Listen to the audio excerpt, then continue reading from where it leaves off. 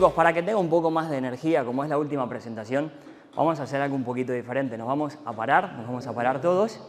No vamos a bailar, no vamos a saltar, no vamos a hacer ningún ejercicio. Venga, arriba todo el mundo, chicos, va.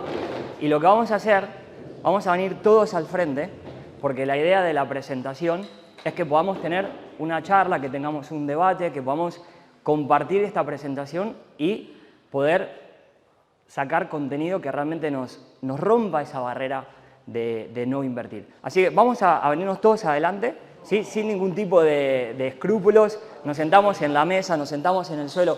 La única cosa, le vamos a dejar acá un agujero a Ale para que pueda grabar. Todo el mundo para acá, para adelante.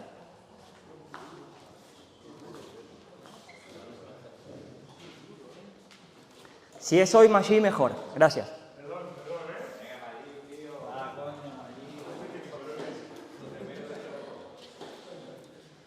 Bueno, ¿cuál es la idea de la presentación de hoy? Es romper ese miedo a la inversión. Porque al final, la inversión nos da miedo ¿a qué? ¿Cuál es el primer miedo que nos da la bolsa o la inversión inmobiliaria? El miedo a perder, a equivocarse, ¿verdad? Cuando nosotros invertimos el dinero, la probabilidad de éxito no es del 100%. Pero hay una cosa que sí es garantizada, que el no invertir el dinero te garantiza al 100% que estás perdiendo dinero. Ese es el primer bloqueo que no nos damos cuenta y lo que tenemos que romper. Entonces, lo que quiero que hagamos es cómo alcanzar esa libertad financiera, cómo hacer que el dinero trabaje para nosotros con el menor riesgo posible. Como decía Rubén, pues ya tenemos una vía en la cual podemos ahorrar ese dinero. Tenemos en una facturación de 200.000 unos 36.000 euros de ahorro. Los podemos invertir en nuestros ads o los podemos invertir en nuestra libertad financiera. Vamos a hablar del riesgo garantizado de no poner nuestro dinero a trabajar. ¿Cuál fue la inflación del año pasado? Aprox. ¿En qué país? 5, entre... Vale, es verdad, tenemos un 5 o 7%, dependiendo algunas fuentes, pero hay un histórico de inflación del 3%. ¿Qué significa eso? Significa que si nosotros hoy tenemos 25.000 euros, al cabo de 20 años tendremos 13.595. ¿Es verdad que tendremos 13.595? No. El problema es que como las cosas van subiendo un 3% cada año, nuestro poder de compra se va reduciendo un 3%. Como consecuencia, al cabo de 20 años, si hoy podríamos comprar un coche de 25.000 euros, en 20 años compraríamos prácticamente la mitad del coche. Esto es simplemente con la inflación, tan simple como la inflación. ¿Qué pasaría si nosotros hacemos una inversión y para quienes no inviertan, el promedio de inversión de rentabilidad sin correr grandes riesgos es de aproximadamente el 10,5%? Si yo invierto en un inmueble y tengo un conocimiento adecuado, debería esperar una inversión aproximada entre lo que me da el alquiler más la recapitalización de aproximadamente un 10%. La inversión en bolsa lo que tiene es que es inestable, hay años que da un -5, hay años que da un 20. En los últimos 100 años, los índices americanos dieron una rentabilidad del 10,5 anual. ¿Vale? Obviamente inestable. Un -2, un +12, un +20, lo cual, si nosotros hacemos este cálculo invirtiendo en bolsa, nuestros 25.000 euros pasarían a ser un valor de 184.000 euros en 20 años. Hay una variable más, que es la variable inflación. Mi dinero crece un 10,5, pero la inflación me está comiendo un 3% anual. Por lo tanto, de todas maneras, nuestros 25.000 euros al cabo de 20 años se convierten en más de 100.000 euros. ¿Nos damos cuenta del riesgo de no invertir nuestro dinero? ¿Sí o no? ¿Bien? ¿Hay maneras de invertir a bajo riesgo? ¿Hay maneras de invertir con alto riesgo? Sí, y eso es justamente lo que vamos a ver en un par de minutos. Fíjense en una gráfica lo que sucedería con nuestro dinero al cabo de 20 años. Nuestros 25.000 en el banco pasarían a tener el valor de 13.000, invertidos al 10,5%, y la línea del medio es el dinero real, el poder de compra que nosotros tendríamos al cabo de 20 años. Pero fíjense, algo que tampoco nosotros somos muy conscientes. Y ayer Giacomo decía en su presentación, y se lo decía a Martí, invierte. ¿Invierte por qué? Porque empezamos a generar activos que generan ingresos pasivos. Y es posible que en alguna de estas cabecitas que están hoy presentes digan, bien, me gusta la idea, pero yo no tengo 25.000 euros en el banco. Esto no aplica para mí. Es posible, pero también hay otra opción, y es arrancar con una inversión de 0 euros y que todos los meses nosotros podamos poner 200 euros. 200 euros que los invertimos, por ejemplo, en fondos indexados. Los fondos indexados, muy rápidamente, por ejemplo, el S&P 500 es el índice americano que engloba las 500 empresas más importantes, más sólidas de Estados Unidos. Si la número 500 deja de tener buena performance, se cae del índice y sube la 501. Esto significa que esa inversión está viva todo el tiempo, que todo el tiempo se está optimizando. Y si nosotros ponemos una inversión de 200 euros mensuales, estaríamos haciendo una inversión anual de 2.400. ¿Qué pasa? Que al final, al principio, es como que no tiene mucha gracia cuando empezamos. Bueno, pongo 200 euros mensuales, 2.400 anuales, miro mi cuenta de inversión y al final es que me dio una ganancia de 250 euros. Lo hablábamos con Dani el otro día por teléfono y era como, tío, ¿cuáles fueron tus palabras, Dani? Yo pensaba que era muy interesante para mí sacar la inversión de ahí porque estaba creciendo a un ritmo muy lento y coger ese dinero y reinvertirlo en mi negocio porque me iba a dar mucha mayor rentabilidad a corto plazo para poder después reinvertirlo nuevamente en esto con otras estrategias. ¿Y cómo llamaste a las ganancias que estabas teniendo en bolsa en ese momento? No me acuerdo. Pues son unas ganancias de risa, me dijo. Y tiene razón, joder, al final poner 200 euros todos los meses para sacar 250 al año, como que no tiene mucha gracia. Pero ¿qué pasa si nosotros mantenemos esta inversión? Tener en cuenta que hoy 200 euros nos puede parecer una inversión mediana, ¿sí? Pero que esos 200 euros en 10 años va a ser mucho menos dinero, significa mucho menos dinero, porque todo va subiendo. Pero ¿qué sucede si nosotros seguimos haciendo esta inversión cada año? Al año 10, nosotros seguimos invirtiendo 2.400 euros anuales, 200 euritos mensuales.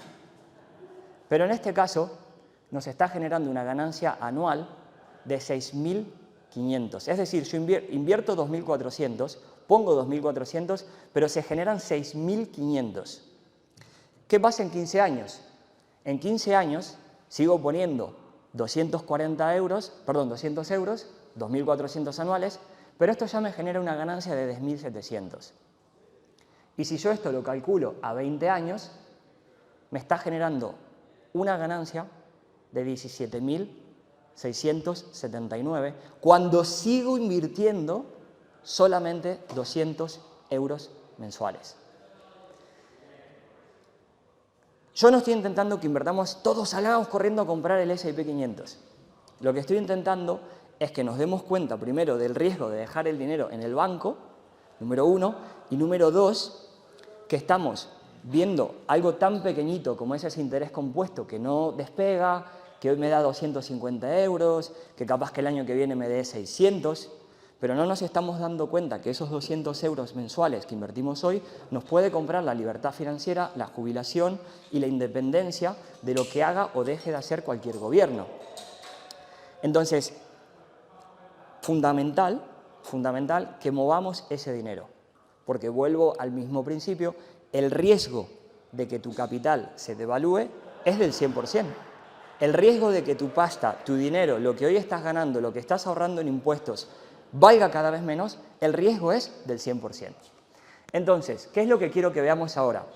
El tipo de inversión activa y el tipo de inversión pasiva. Cuando nosotros analizamos algún tipo de inversión, normalmente, ¿cuál es esa única variable que estamos mirando, la principal? Esta inversión me da una, ¿qué? Rentabilidad. Lo cual está muy bien, hombre, no está mal. Pero quiero que desde ahora los invito a que cuando tengan que mirar una inversión, lo hagan con una visión mucho más periférica, mucho más global. ¿Cuántos de nosotros sentimos que realmente vamos a tope, al 100%? La verdad que la mayoría, ¿no? Si yo ahora te digo, tenés una capacidad de generar un ingreso, pero tenés que trabajar más, seguramente eso apague. Entonces, hay muchas variables que nosotros tenemos que tener en cuenta. Puntualmente son 5, los invito a que tomen una foto o que las anoten. La primera, como ya sabemos, es la rentabilidad, pero también sobre la seguridad. Es decir, esto es inversamente proporcional. Mientras mayor es la rentabilidad, menor es la seguridad. ¿Sí? Si yo, por ejemplo, invierto en una startup, puedo invertir $1.000 o $5.000 y llevarme una ganancia de 10 millones de euros. Esto es real porque es el caso de Uber. La primera ronda de inversión de Uber, la ronda semilla o seed investors, dos de los inversores invirtieron $5.000 y eso se revalorizó a más de 20 millones de dólares. Claro, la probabilidad de que eso funcione es muy pequeña y por eso más del 90% de las startups fracasan.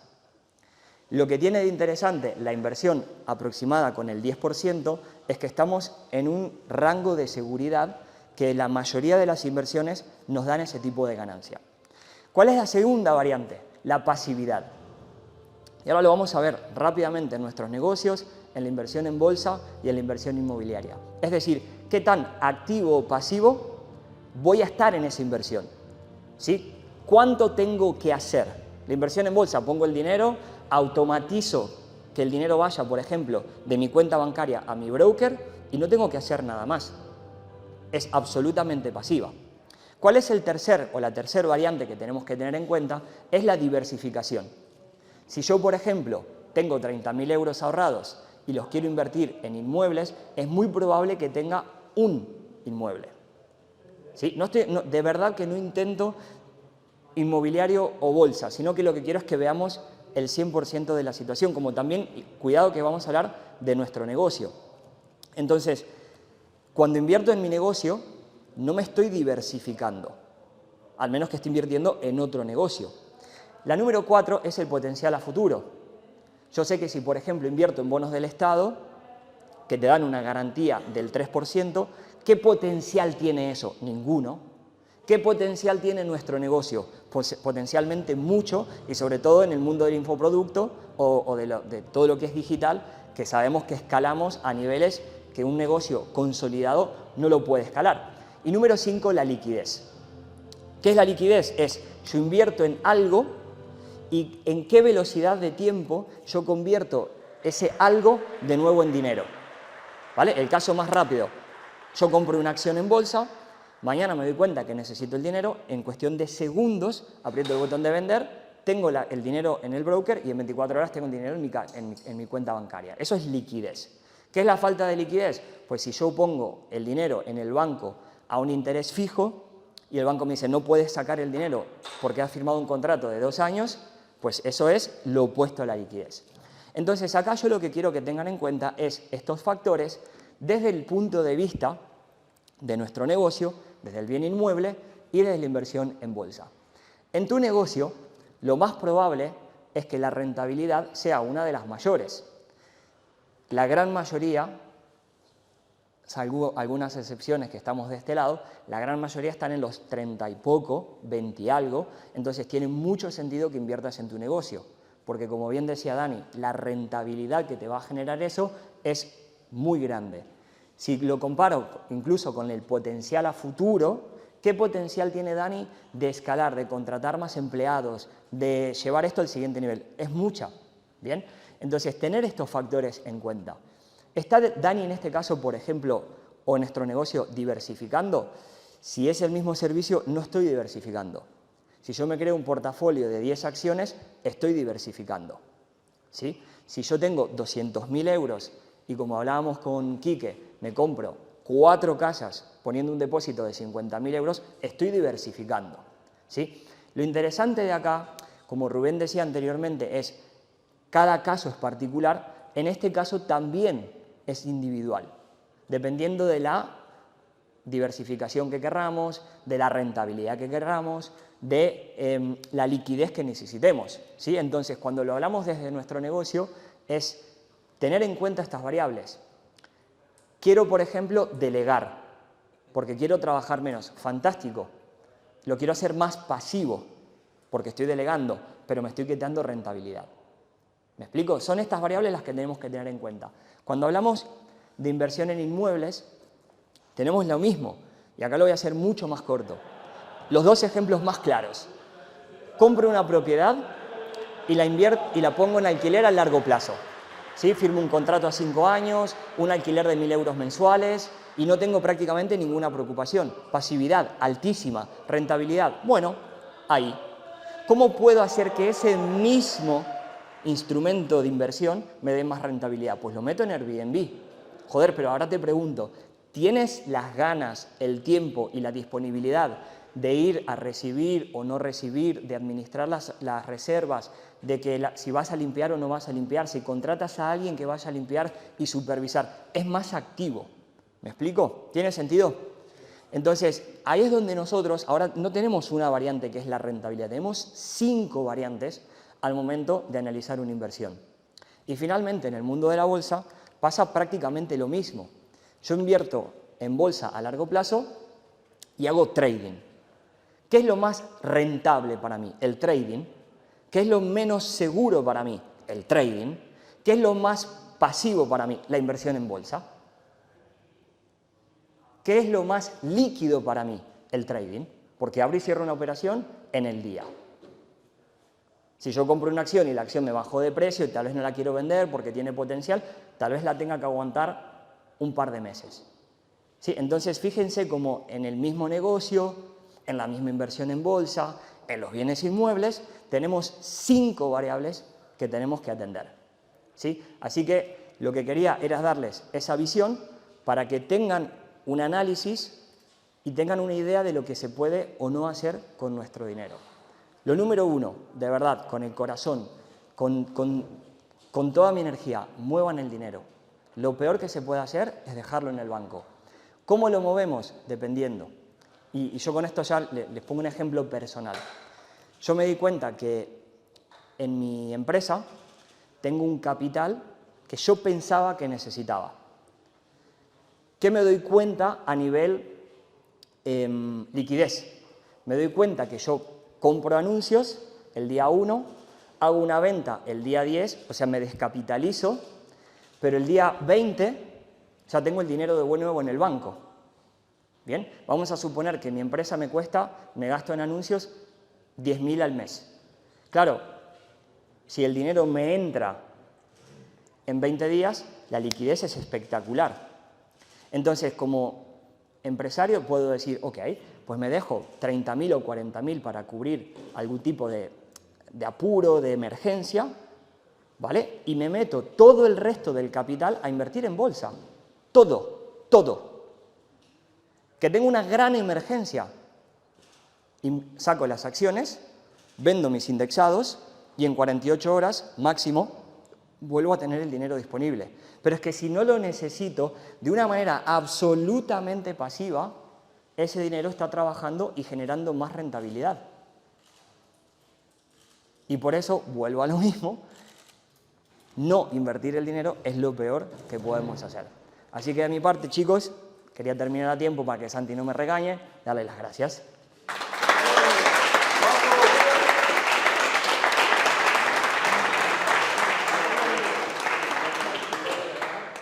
¿Preguntas? Más. Jan. Pues digamos que tengo una cantidad de dinero. ¿Cuánto? Dilo. Venga, tengo 3 millones. Y quiero invertir, yo quiero estar tranquilo, no me quiero buscar líos y quiero invertirlo en fondos. ¿Mensualmente? ¿O busco los puntos esos de inversión interesantes en el...? ¿Cuánto sabes tú de inversión? Cero. Bien. ¿Y a qué vas a considerar tú un punto interesante de inversión? Ni puta idea. Mensualmente. ¿Vale? Entonces, lo que sí es importante saber, vamos a suponer que tenés 20.000 euros, que es el ejemplo, 25, que es el ejemplo que usamos. Yo lo que haría es dividir ese dinero en 6 meses. ¿Vale? Eso se llama compra promediada, no es una estrategia mía, es de Warren Buffett, el mejor inversor del mundo. ¿Por qué en 6 meses? Bueno, porque con la volatilidad la idea es que ni compres aquí y el mercado baje y te digas, joder, estoy perdiendo, y si el mercado va subiendo, pues vas promediando la compra. ¿Por qué no lo haría, por ejemplo, en 12 meses? Porque yo quiero que esos 25.000 euros generen cuanto antes, que el efecto compuesto empiece a moverse cuanto antes. Entonces ahí tienes 2 opciones. La opción número 1 es ir a un banco, por ejemplo, si yo tuviese que invertir aquí, porque lo hago todo en Inglaterra, sería Renta 4.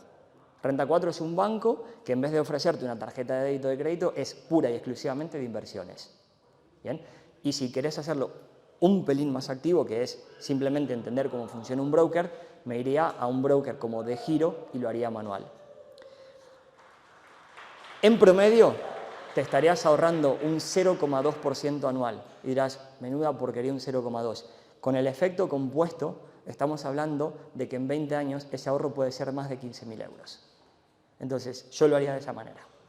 ¿Es CFD lo que compras? No, vale. CFD, para que nos entendamos, CFD es un producto apalancado, ¿vale? Eso es trading. Un llamado de atención súper importante. Aléjense de todo lo que es CFD, Contract for Difference en inglés. Todo eso es salirse. Cuando vos estás en Renta 4 o estás en de giro, vos lo que estás comprando es físicamente la acción, ¿vale? Eso implica que también, o incluso en el indexado, cuando las empresas pagan dividendos, ese es otro ingreso pasivo, ¿vale? Vos estás cobrando por tener físicamente la acción. Pues aún con el indexado tendrías derecho a los dividendos. Lo tienes, correcto. O sea, hay una manera de participar y es que tú tienes, o sea, el dividendo, por ejemplo, se paga el día 20 y tú tienes que estar comprado el día 10. Pero instantáneamente, sin hacer nada, eres parte del dividendo. Y tú puedes meter esa cantidad de 200 euros clavados cada mes. Correcto. Vale, porque con empresas, por ejemplo, no. O sea, si el precio de la acción está X, tú puedes comprar una. Con indexados puedes, con indexados puedes. De hecho, Renta 4 tiene el servicio de que automáticamente tú le dices a tu asesor, 200 euros, y de esos 200 la mitad lo quiero en el S&P 500 y la otra mitad lo quiero, por ejemplo, en mercados emergentes. Y la transacción de ellos es tac, tac, por eso te cobran ese 0,2 extra anual. Pero tú no tienes derecho a tocarlo, sino siempre es a través del asesor, del broker. Creo que lo puedes tocar, porque yo al final, como no lo hago con Renta 4, me hago todo yo mismo. Pero creo que lo puedes tocar. Sí. ¿Giacomo? ¿Te dedicas solo a estrategia o también tú no tienes tu broker? Tú lo das fuera de tu brokeraje. Yo no soy broker. No, yo simplemente lo que hago es analizar el caso de una persona y armar un portafolio en función de los objetivos, de lo que tiene, de para qué lo quiere. Vale, porque en estos años lo que más me ha traído la atención es el coste del broker, ¿no? El coste del broker es un cálculo que ahí no está. Correcto. Que, joder, si te equivocas con el broker y no lees el contrato, te cambia todo el cálculo, que es de una forma absurda e increíble, ¿no? Que es diferente porque, claro, si yo compro SP500 y no lo muevo, ¿sabes? Claro, cada vez que pongo 200 me cobrará una comisión para hacer la operación. Pero claro, hago una operación al mes. O si pongo dentro cada año, está, pierdo algo en el interés compuesto, pero no cobran comisiones. Pero si yo empiezo a moverme, claro, cada movimiento, broker que te cobra el 0,2 contra un broker que te cobra mucho más. El problema no lo vas a tener ahí. Y de hecho, Rubén me tendría que asistir en esto. La transacción te va a costar $3. ¿Vale? La compra son $3 o 3 euros, la venta son $3, 3 euros. Hasta ahí estamos bien. El problema es que si tú compras acciones y vendes la acción, ¿vale? No voy a entrar mucho en detalle. Inmediatamente ahí te vas a lo fiscal y tienes que pagar. En el tema de los indexados, y de nuevo busco tu apoyo, Fede, te estás equivocando, pero hasta donde yo sé, vos podés cambiar de indexado sin pagar impuestos. ¿Vale? Permanecer en el mercado de... Tú lo que no puedes, tú lo que no puedes es vender y pasarlo a tu banco. Pero tú, por ejemplo, estás invertido en el S&P 500 y de repente ves una oportunidad mucho más interesante en mercados emergentes, tú vendes, o sea, lo que haces es, la palabra es cambio de indexado y eso no paga impuestos. Que tú solo pagas por la plusvalía. Puedes cambiar de broker, cobrar comisión. Perdona que me meta aquí. No, por favor. Puedes cambiar de broker y no pasa nada. Pero si lo sacas, o sea, si no está circulando, pagarás impuestos dependiendo de donde tú vivas, porque lo vivas de persona. Si vives en Panamá, cero. Pero si vives en España, pagarás. Claro. Y se sumará por él. Y se suma. Y el broker que has hecho, clavado, porque yo estoy en un broker que me reventaba comisiones y cuando analicé, digo, si estoy pagando más de comisión que de beneficio, claro. hay que mirarlo muchísimo. Ahí, a principio, ya terminamos. A principio de año hice una presentación, lo cuento porque fue muy bueno, estaba frente a 500 personas y hablábamos justamente de esto. Los PIAs aquí, de vuelta, con tu apoyo, tuve las pelotas de subir al escenario y decir, esto es lo que te cobran por un fondo indexado y esto es lo que te cobran por un PIAs. Y termino la presentación diciendo, ni pías ni pollas. Claro, lo que yo no me di cuenta es que ahí había personas que vendían pías y me querían linchar. ¿Tiene beneficios fiscales? Sí, pero es que es una barbaridad lo que te comen mensualmente. Por eso, yo como no tengo la licencia, no te puedo decir, anda a Renta 4. Pero yo lo que te puedo decir es, en mi caso, lo que yo haría es ir a Renta 4. ¿Por qué? Porque ellos te dan una pasividad, no tenés que aprender absolutamente nada y son muy económicos. ¿Vale? De giro es más económico, pero bueno, tienes que estar ahí, tienes que saber aprender la plataforma. Es fácil, pero tienes que estar.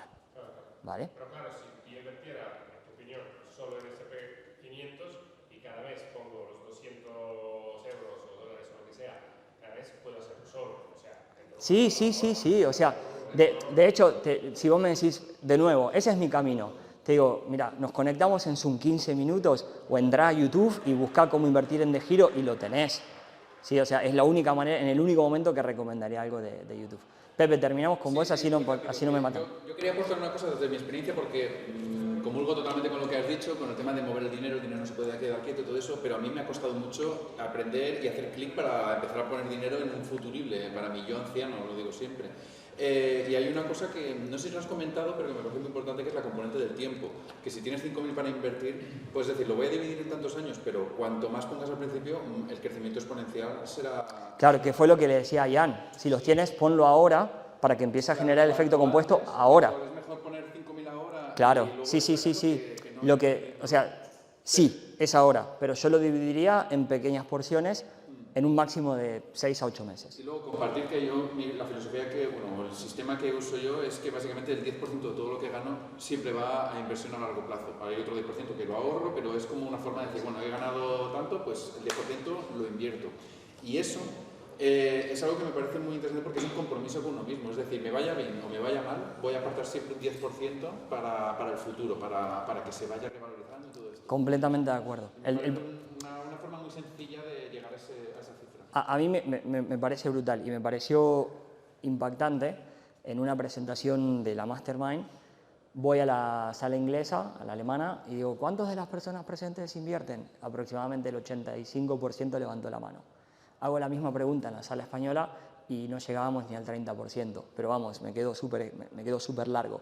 Y es esa falta de cultura. O sea, justamente hará 2 semanas me junté con una amiga americana, casi 60 años, me dice, me jubilé. ¡Wow, qué bueno, tal! ¿Y por qué la decisión de jubilarte ahora?